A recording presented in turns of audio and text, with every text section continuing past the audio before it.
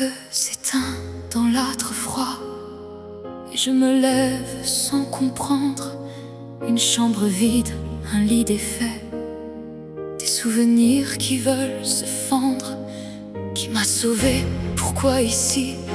Pourquoi ce goût de fièvre et de cendre? Je pousse la porte, l'air du matin, et le monde semble attendre. Au loin, deux ombres sur la route, des cavaliers qui fuient déjà, et plus discret sur le même chemin, un jeune garçon que je ne connais pas. Aucun regard vers moi, aucune voix, aucun adieu, comme si je n'avais été qu'un souffle perdu au milieu des lieux. Quand le silence reste après le passage des morts, quand les vivants s'effacent sans même un regard dehors, je me relève seule dans ce monde trop grand. Et si personne ne revient, alors je marcherai devant.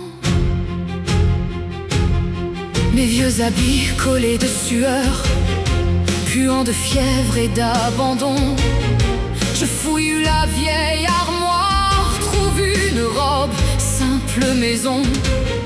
Mais derrière la ferme, le vent porte une autre odeur, un chant de mort, des corps jetés comme oubliés par le malheur.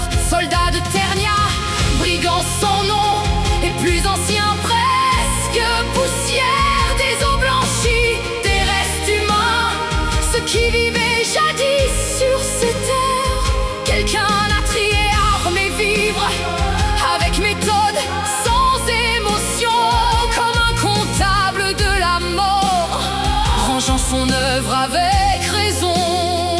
Alors je comprends, je n'étais pas chez des sauveurs, j'étais au cœur du passage d'un prédateur ou d'un veilleur. Une cotte de maille à ma taille, une épée longue encore solide, un bouclier frappé de ternias et un paquetage presque vide. Je boucle mes sangles, je respire, je redeviens ce que j'étais.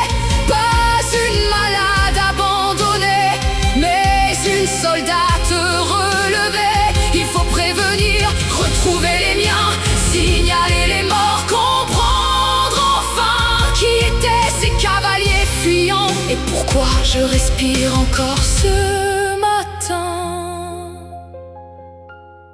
Le charnier reste derrière moi, le silence garde ses secrets, et sur la route déjà tracée, je pars chercher ma vérité.